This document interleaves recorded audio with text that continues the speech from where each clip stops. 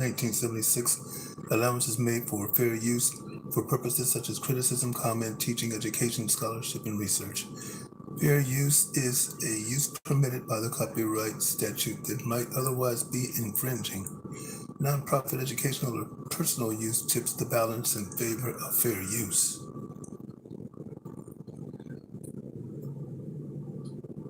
That said, you're with Countershot Master, and it's been a while. So, I want to remind you that here at Countershot Master, I talk boxing and related subjects. And since boxing is a microcosm of the greater society, then that means we will deal with a host of different subjects, some of which get hot and sometimes it's a bit offensive to some, but if it is too hot, then you can leave, but you're welcome to stay. And I prefer that you do. We learn from each other. It's been some months since I did anything. I'm not someone who tries to do this a lot. I do it for my own purposes. But I guess I should say that I have lost my mother here recently. The family has had to deal with that, and but she's in a much better place than here, and she is at rest. So, dealing with other matters has kept me from doing this, but now's a good time, I guess, since we have a good fight coming up here on the weekend. I have missed a lot, and I'll go back and chime in on some things that have taken place because of certain reactions more than anything, and because I would have wanted to put my 2 cents in. But otherwise, we're going to go ahead and go with this Terence Crawford and Errol Spence Jr. situation that everybody's been waiting for. So, if I may, I'd like to clear some things up. There have been people who have been really, really just going nuts about this fight. They have been just going nuts about Terence Crawford. I need to make it clear. I am not a fan of boxers, of men, and things like that. I don't hero worship, but I respect people for what they do. And both of these guys are really talented boxers. And so they both really, really, deserve whatever's coming to them, come Saturday. Um, we've got situations where it seems like Bud Crawford can do nothing right. So we get all these allegations about why the fight didn't take place and so on and so forth, and how Spence did everything and Crawford did nothing to try to run and duck and this and that. But I don't think neither of these fighters are or were ducking the other guy. But there are things that people want and things that people need. So much speculation out there, and it has become childish just to listen to all of the banter, all of the back and forth. At the beginning, I said if this fight wasn't taking place it in a timely manner, if it seemed to be dragging, it was because of the suits, because of the powers that be. The powers that be always have a hand in this. I said that from the very, very start. And I'm going to show you something that sort of may indicate that I was right. And I have a certain amount of experience as far as those type things. So all of us should, but we have to be realistic and we have to be honest with ourselves. So let me go straight to something that's come up. Okay. the negotiations. The negotiations were found to be somewhat useless for a while, but apparently, you know, after time, according to Spence, he let Crawford have his way on most things, and that's fine. In negotiations, people ask for what they want. If they don't get what they want, they may walk away, and that happened. And there was criticism for that. Now, I will say this: if you walk away from a fight and have another fight lined up, hey, that's your business. So for Crawford to go and make another 10 million, he's got to put food on his table. If Spence had done the same thing, I would not fault him either. I like both of these fighters equally, so I've got no skin in the game. So either one of them that wins is great, but I will have to make a prediction based on logic. So uh, that said, um, let me show you what Andre Ward came out the other day and said. He said, if everyone really knew what was going on behind the scenes and how that fight actually came about, I think a lot of people would give them guys a lot of apologies, even though I know, one moment, the abdomen and stomach can be, even though I know they won't. They should be giving them a lot more credit. The fight is one that's going to be a great fight. I think it's going to be an all-time great fight. Those kinds of wheels, those types of resumes, and that skill set, it's impossible for it not to be a great fight, in my opinion. But how the fight got made is not getting enough credit. They got together off to the side, not with the suit department. The suits made it messy. The suits caused a lot of the delay. I'm not saying all of it, but a lot of the delay. That's a quote from Andre Ward. I've been saying the same thing from day one while I listen to these young ones, these young fellas that just want what they want because they want it now. I've been listening to them just bickering back and forth and back and forth and making all kinds of,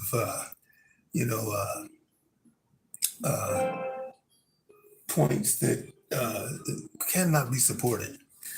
I understand the frustration, but you gotta be able to sit back and realize what's really going on behind the scenes sometimes. And when you can do that, you will be less frustrated. You'll get a greater understanding of how things work. Um, what's going on and why. And it may not be satisfactory to you, but at least it'll give you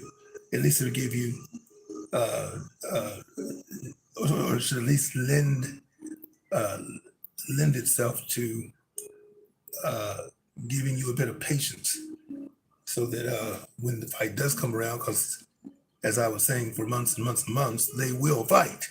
They were saying they're not going to fight, they're not going to fight, but they will fight. They're not going to be disallowed to fight because these other guys, these suits have too much money at stake. Okay, there's so much money, so they might slow these brothers down, and the brothers always seem to get slowed down, but they're going to fight at some point. But guess what? Brothers were out there in the streets fighting against one another, and from one broadcast to the other, these guys have their places here on YouTube, and they're fighting instead of just kind of hanging out together and just doing what they do. Anyway, that was what Andre Ward had to say about the situation. Okay, so the only thing I'm gonna do really is just kind of give some thought to what I see probably happening, um, in this fight. So here's the situation. We've got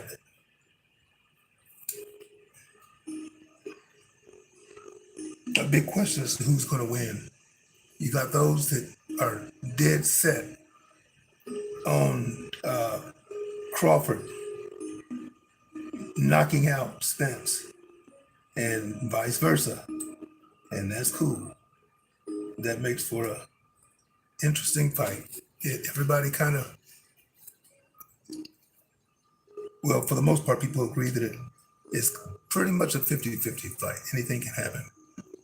Yes, I can't sit up and argue with that. That's a pretty fair analysis on the surface.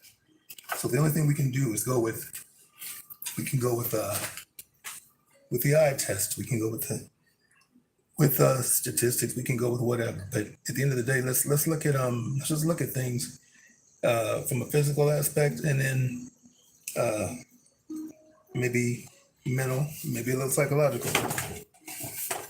But at the end of the day, what we have is this: height, 5'9" is Spence, 5'8" is Crawford. So that height would be no advantage to anyone. We're going to look at advantages and disadvantages. We're going to look at who makes more mistakes. Okay, so who has more chinks in their armor than the other? So as far as like physical advantages, 5'8", 5'9", there's no real advantage. 143 pounds, 144 pounds. Last I saw, I forgot to look at the weigh-in weights there. I forgot what it was. I think they were both around 146 if I remember correctly. But I'm looking at some earlier numbers. At any rate, there's no real difference in the body weight. However, the reach, there's a 2-inch reach differential, and that goes in favor of Crawford. Now that reach makes a difference. The height's not going to make much of a difference. There's a 1-inch height difference. It's not going to make much of a difference. The reach is more important. And Terence Crawford has a 2-inch reach advantage, so there is an advantage there. Age, no difference. 35 is not old. When you stay in shape, believe me when I tell you, 35 is not old. 35 is nothing. If you're not busted up and injured, and of course, Errol Spence Jr. had his accident, but he's bounced back from it. But if you keep your body healthy and pure and clean, drug-free, smoke-free, eating the right foods and take care of yourself, getting the proper rest. Like I said, not drinking, none of that stuff. You're going to be good to go. 35 is like 20. Trust me when I tell you. So we've got the age differential is nothing. We've got 28 fights to 39 fights. So Crawford's got an advantage as far as numbers, as far as the experience that in terms of pro fighting. It's not a huge difference, but it's a slight edge. Anytime you can do more of something, then that just means a possible increase in knowledge. 28 wins out of the 28 wins for Spence, and of course 39 out of 39 for Crawford. 22 KOs for Spence, very, very good show, and 30 out of 39 for Crawford. Same for him. These guys are even in most every way so far. Now, if we look at let's say some glaring problems.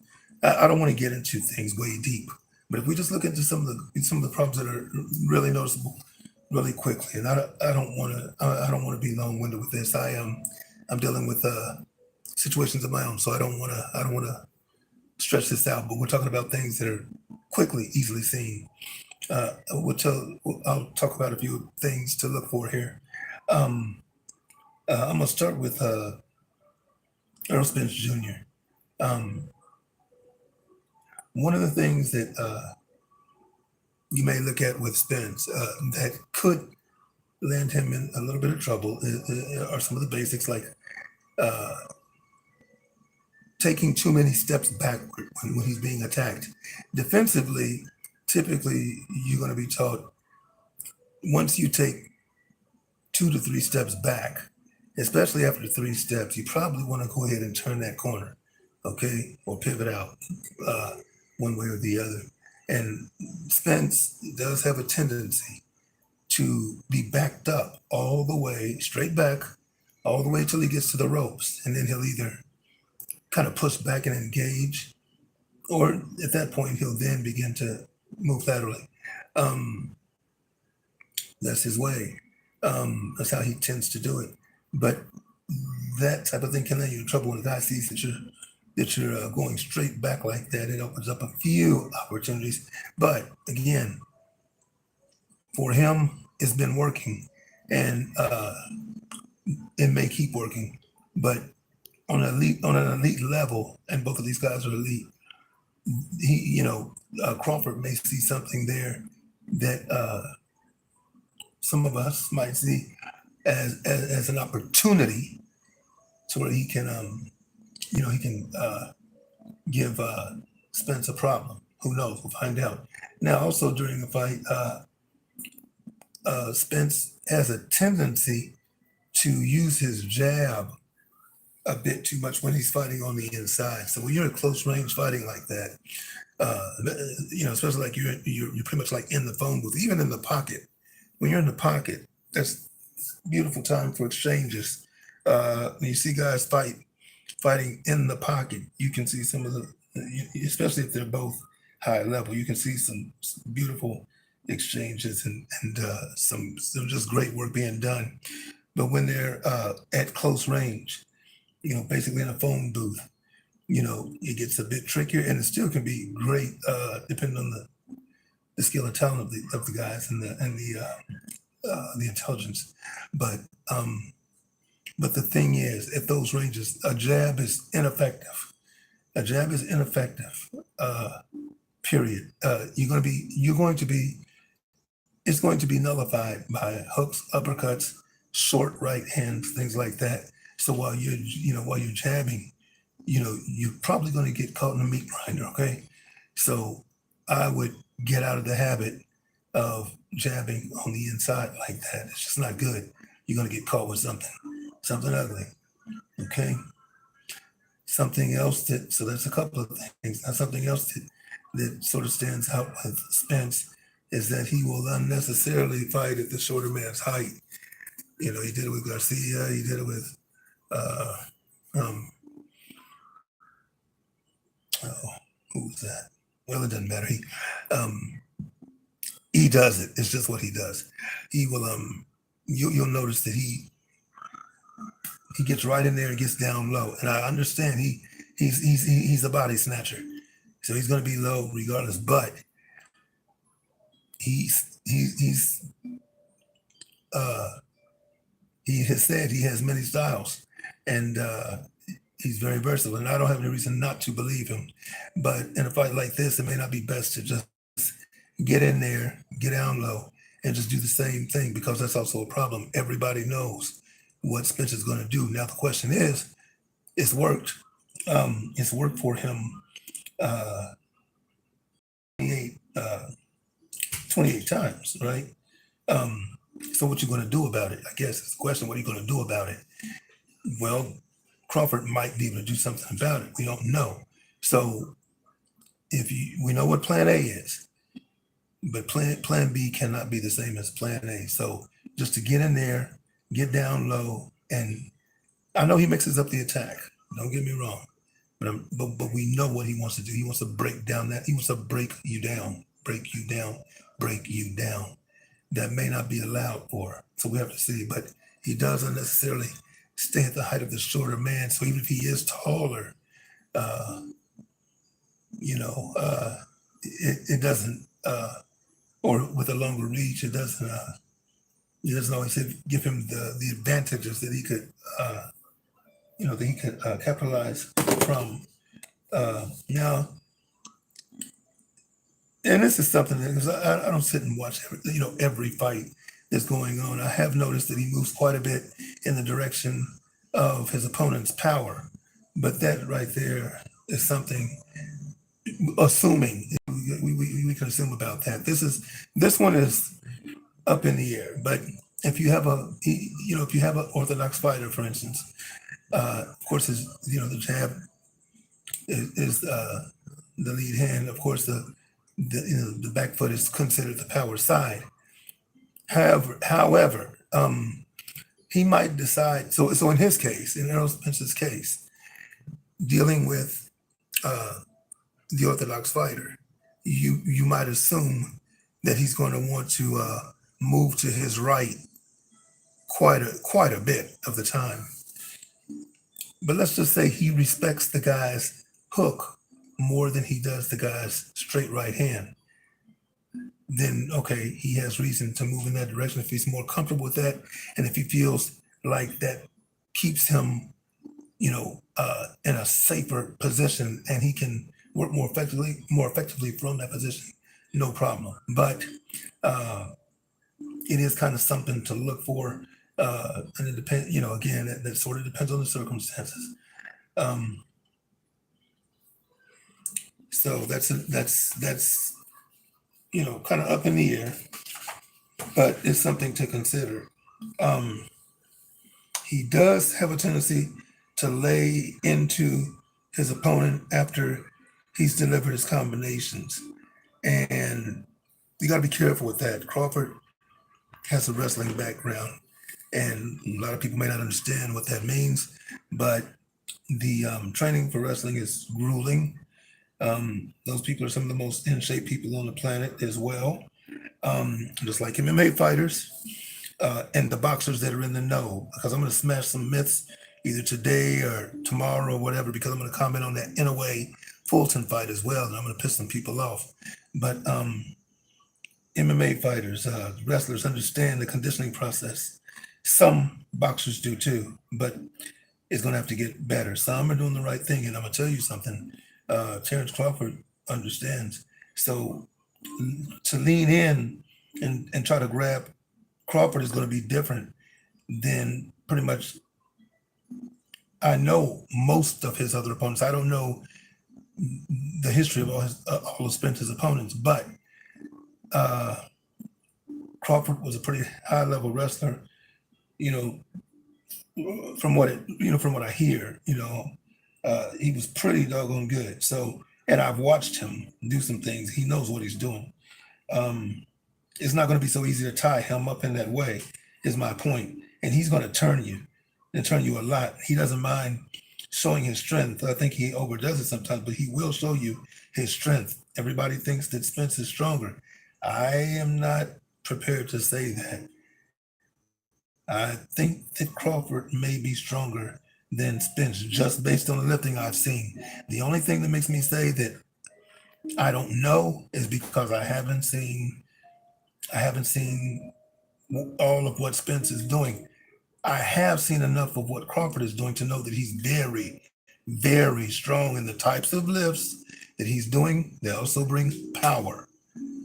Unlike the Deontay Wilder, who thinks that by lifting 300 pounds on a flat bench press, that's going to transfer into him being more capable of handling somebody as heavy as Tyson Fury, in a clinch situation or what have you. That's unrealistic, and I don't want to get into all that, but from experience, I can assure you, wrong answer. Now,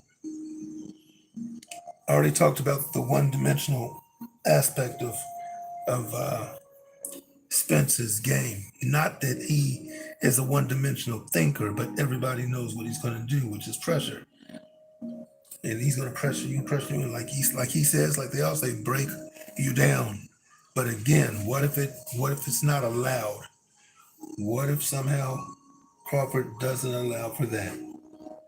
So as it stands, those are some of the weaknesses that I see in Errol Spence Jr.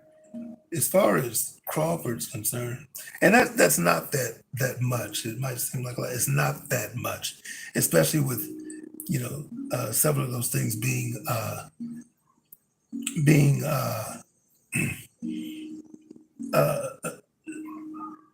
situations that can be controlled and better understood by the fighter. That's in the ring. Because some things are not so cut and dry. Some things are not so cut and dry, but they can be problematic. So there's only a few things there with Spence, and it's going to be the same with Crawford. Um,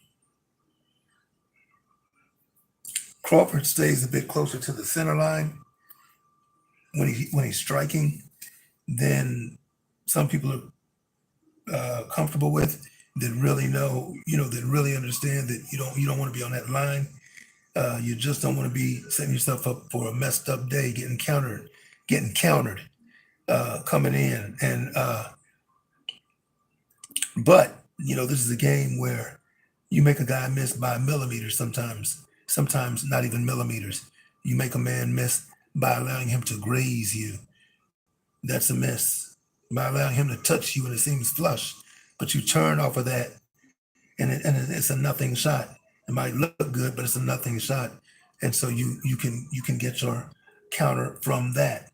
Um, so uh, is it a problem? Depends on the guy who's standing across from you. If it is a problem, I think he's smart enough to make adjustments.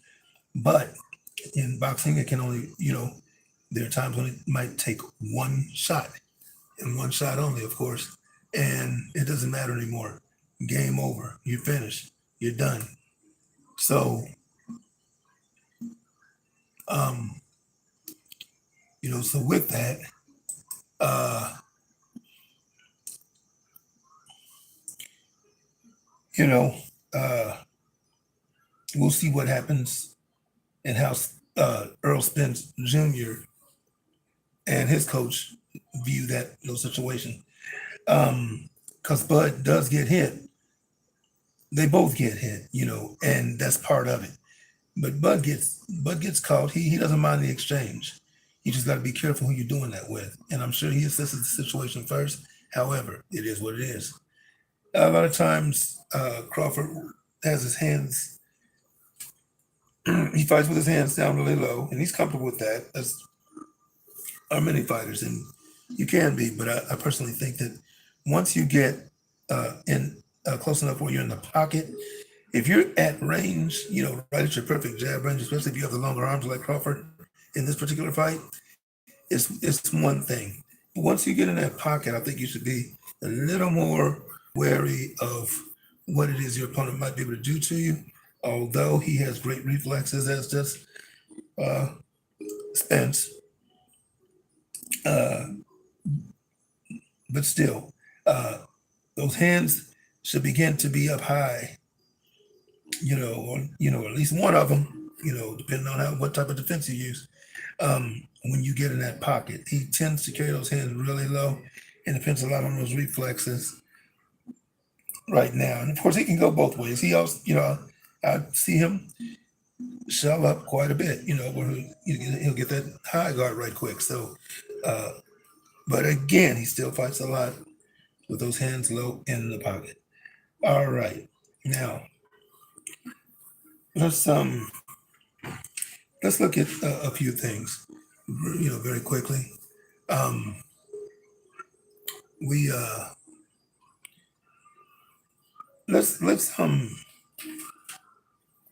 look at just some certain attributes. I'm gonna run down about 10 different things, and let's compare the two guys and see what's really going on. All right, speed wise, who has the advantage?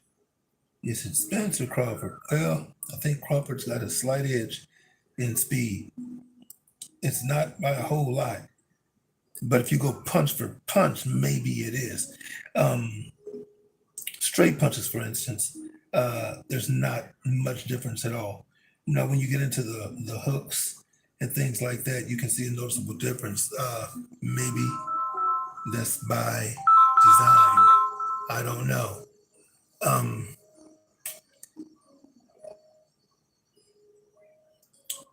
but at any rate, speed, I have to give Crawford a slight edge on speed. Strength slash power. If I had to guess, I would also have to give that to Crawford based on what I've seen him do. But because I don't know what Spence is doing in the gym all the time, I'm not. I see what he does, but that's what he's showing the world. That doesn't mean that when the cameras are off, he's not doing, you know, uh, really great power lifts and Olympic lifts, or at least modified Olympic lifts and things like that. Um, So since I don't know, I can't say, but I can tell you that Crawford has way more power than a lot of the common people know. That's just the way it is. Agility, the edge has to go to Crawford. Um, and I'm basing a lot of this on experience because I have a, I have a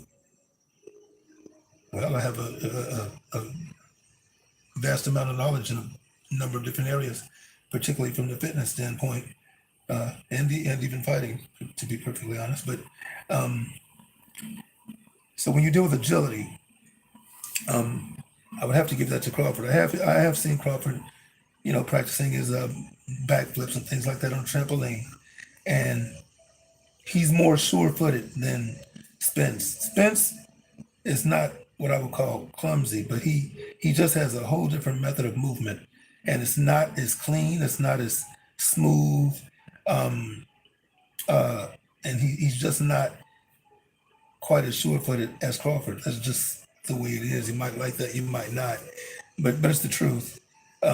Crawford is pretty agile, and again, with the wrestling background, that also makes a big difference.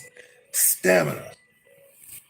I honestly, I think that both of them can probably fight uh, 250 rounds and keep going because they're both stubborn enough and they both work hard enough to do that. Okay, yes, I'm exaggerating, but the point is, these guys are in shape. Um, so stamina wise, I think there's no difference there. Reflexes. Um, And by the way, that's number five. Reflexes. We're halfway through. I think they both have very good reflexes. I think they both show, uh, just a good, you know, a good amount of focus and the ability uh, to make a man miss and make a man pay.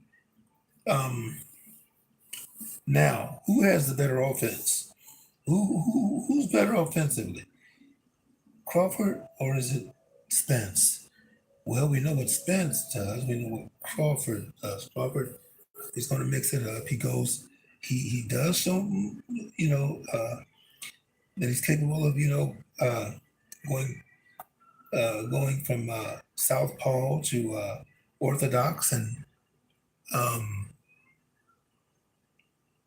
he uh, he does a good job of mixing his punches up. He measures very well. He's very good with his feints and uh, setting a man up. He's got a really good offense. Completely different than how Spence, operates offensively. And we know that Spence is coming forward. We know that he's going to come. He's going to combine punches too. He's going to go high and low. We know this. We know he is going to try to dig to the body more so than anywhere else. But if he can clip you, uh, with a nice hook to the chin or whatever the case may be, he's going to do that as well. But he's gonna be a little more methodical in his attack and almost repetitive uh, to the point where he's predictable. Maybe, I don't know. Maybe not. It depends because even when you look like you're doing something the same way, there's little things you can do to mix it up and things you can do to jam your opponent up. So offensively, the thing is, uh, Spence does Spence um, Spence doesn't show as much versatility as Crawford, but offensively he's sound enough. Um, so he's obviously knocking out guys and damaging guys. So just based on that, I'm gonna just go ahead and call these guys even in that area.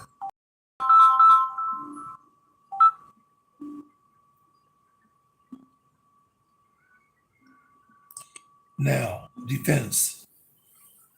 Um, Defensively, well, we know that both guys are uh, very solid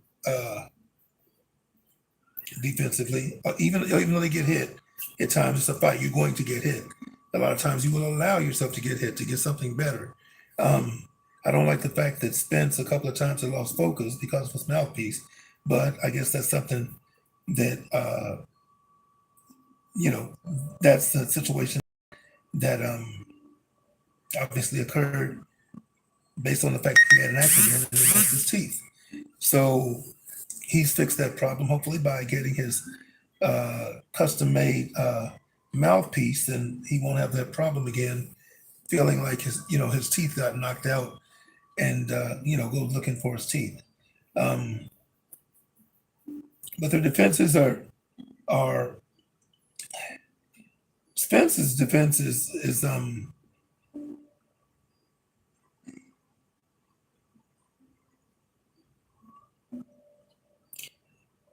a bit. I don't know. It's a bit. I don't want to say he's lacking, but the fact that he backs straight up quite a bit, um, and he ah, even with the holding, he does it a way where he protects himself.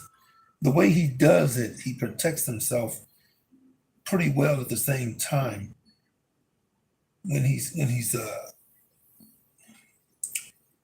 grabbing at these guys. Um,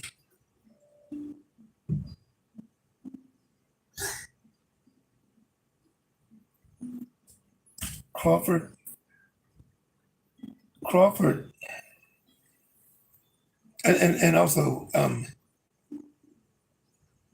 Earl's defense is more defense only, where he doesn't, to me, he doesn't seem to look for the counter quite as much. I'm sorry, quite as much as Crawford does. So part of your defense is defense and offense combined, basically, honestly. But so whereas Spence may slip, slip a jab, roll underneath the hook, and then roll back, uh, you know, a step outside uh, the range of the guy's attack. Um, Whereas he might respond in that way. Uh, Crawford would would be more apt to slip and then look for a counter hook. Okay, after the slip, looking for a counter wherever it develops, maybe to the head, to the body, and then maybe pivot and look for another shot off angle. And so they have different methods, and it works for both of them. Neither of them is lost. Uh, so we'll see what happens tonight. Okay. As far as defense is working for both of them, we just have to see which one works better. I'm sorry, on the night of the fight. Versatility. Obviously, Crawford's very versatile. He's a switch hitter, and he's got a pretty complete style, I have to say. Um, with Spence, he sort of limits what we see. That doesn't mean he can't do more. I've often said that I think he has a lot more than he's shown us, but I just want to see it. Um, so I know Spence's Derek, his coach Derek,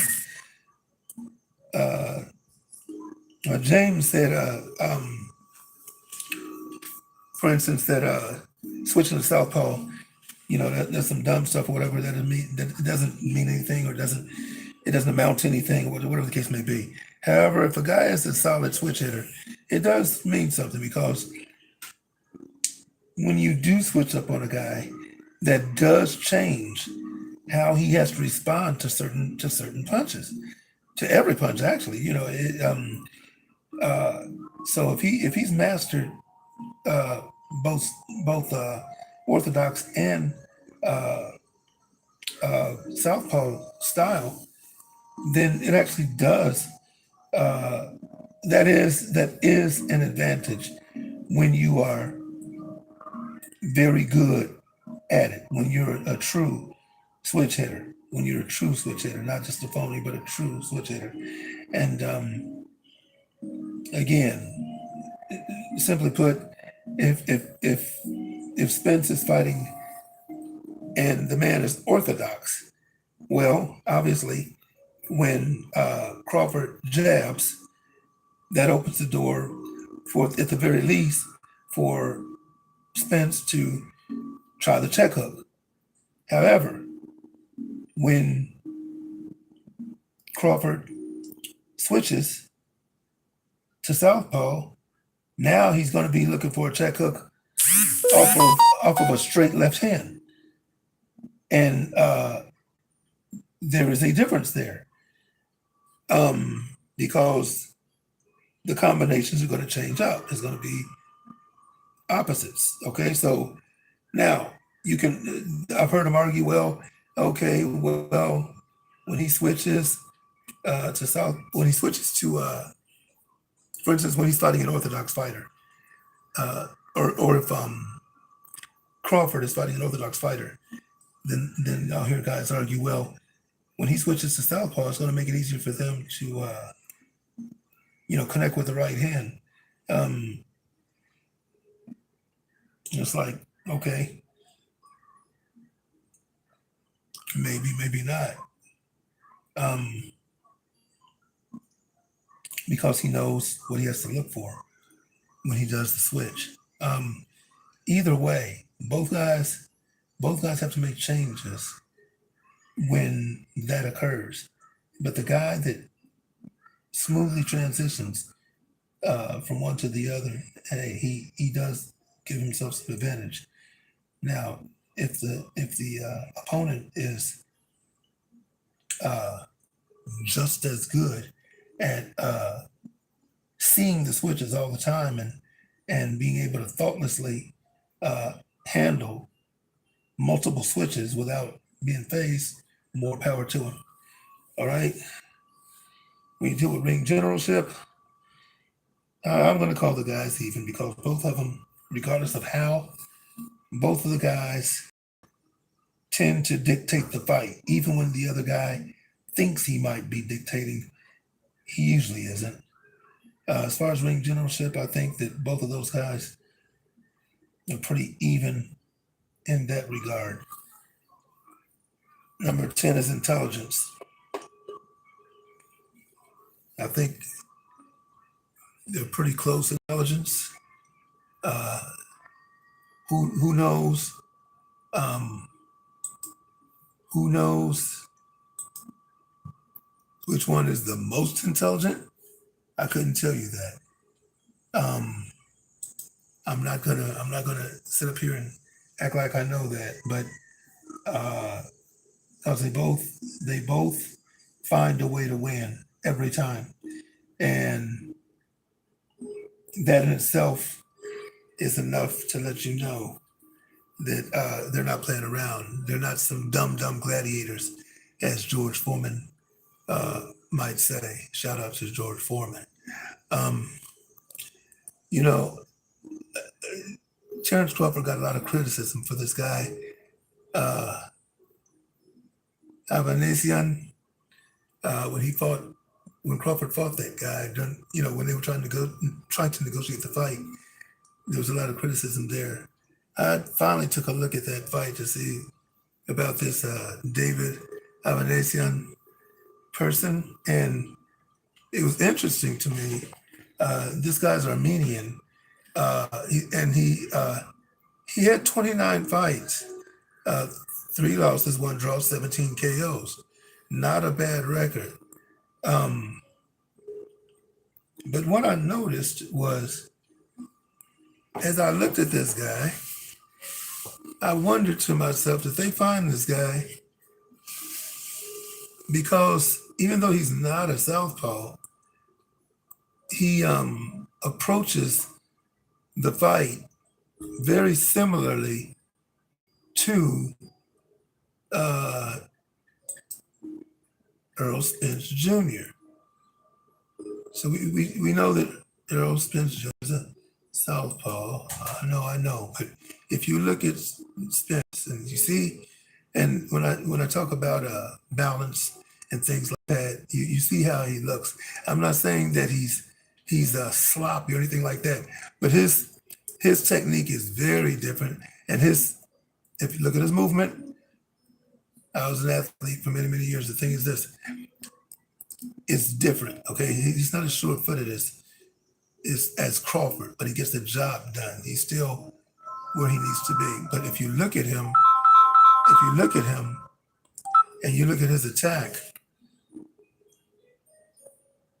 and then you look at this David Avanesian, I see similarities. I wonder if that fight wasn't taken, and I could this could be just a stretch, but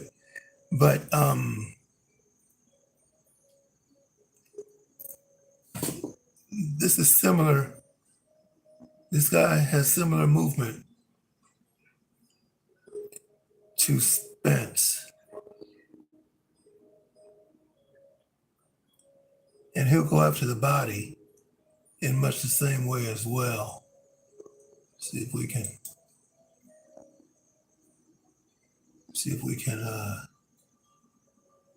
find him doing just that. Let's see.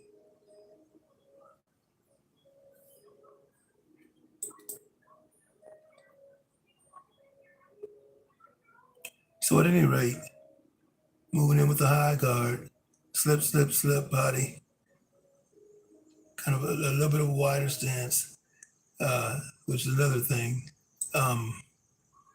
Spence has a pretty wide stance, which does lower him. It's not always super wide, but he gets pretty wide at times. But again, if you look at his approach,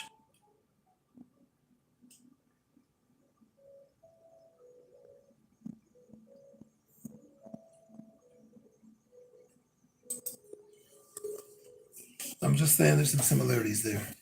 So, at any rate, all I'm going to do is say at this point that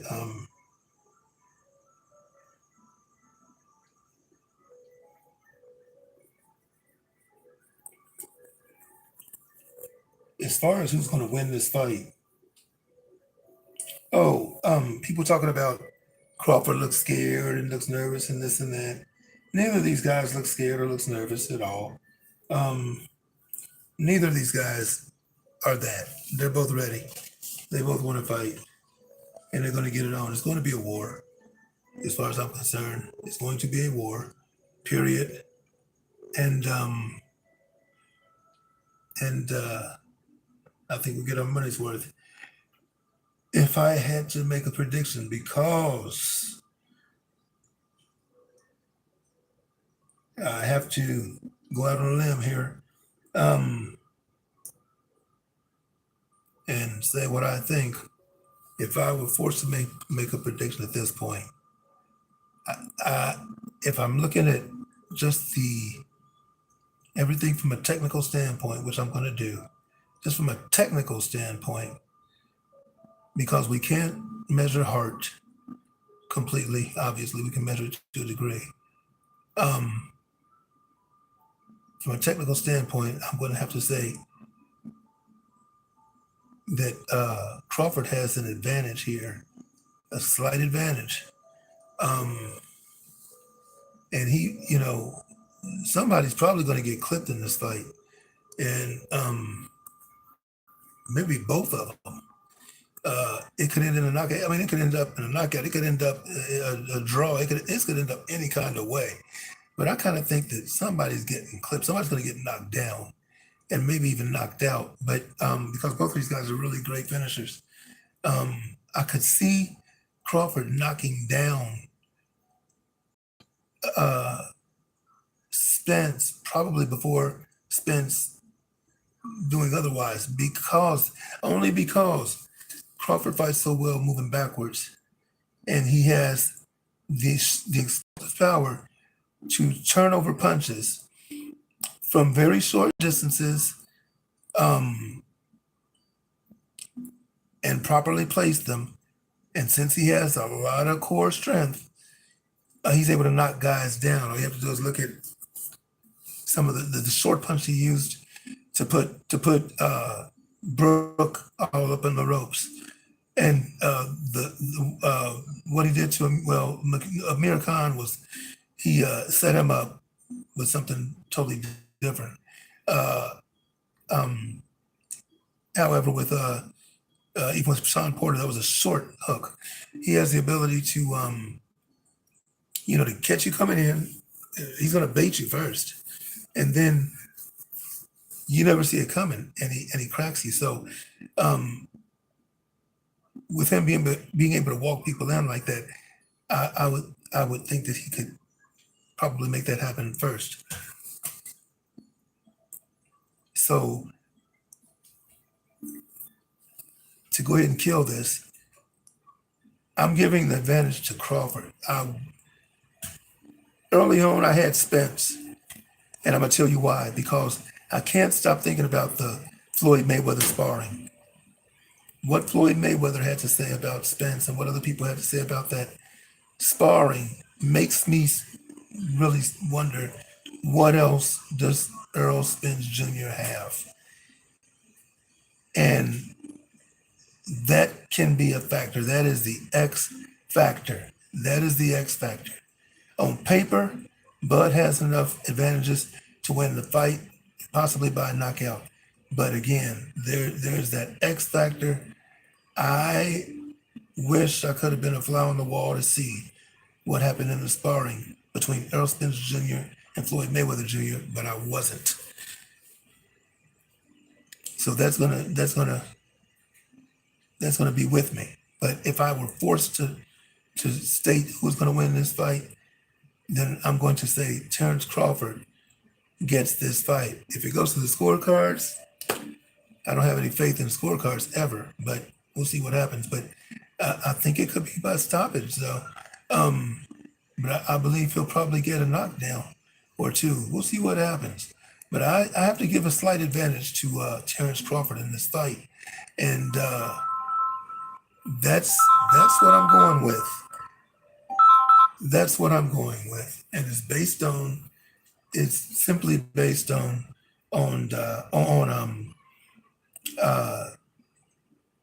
certain physical attributes, and then certain attributes that are, from a boxing standpoint, right?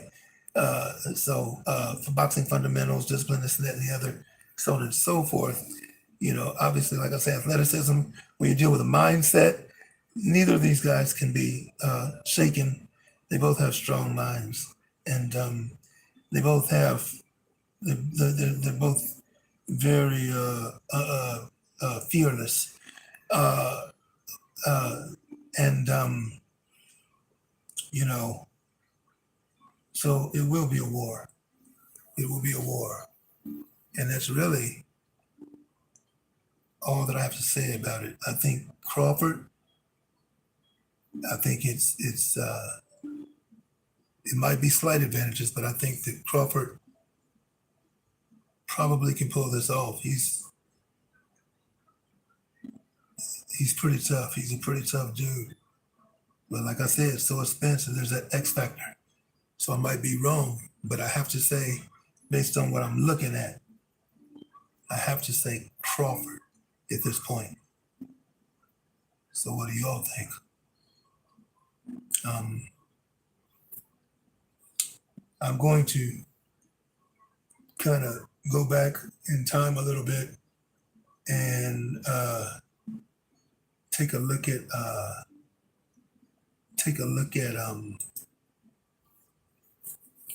for one thing, the Fulton Inouye fight, and I'm going to throw some things out there about that. A few things about Javante Davis and Ryan Garcia, so on and so forth, and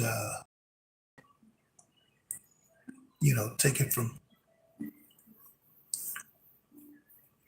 there as far as just going back and reviewing some things and maybe busting some myths. But at any rate, hopefully I'll feel good enough to put a few more things out. Hopefully some people will be interested enough to look. It's been a while. I know I get long-winded and it can be boring, but hopefully you got something out of this, and we'll see what happens in this fight come Saturday. So, peace, love, and do the right thing. I want to be out.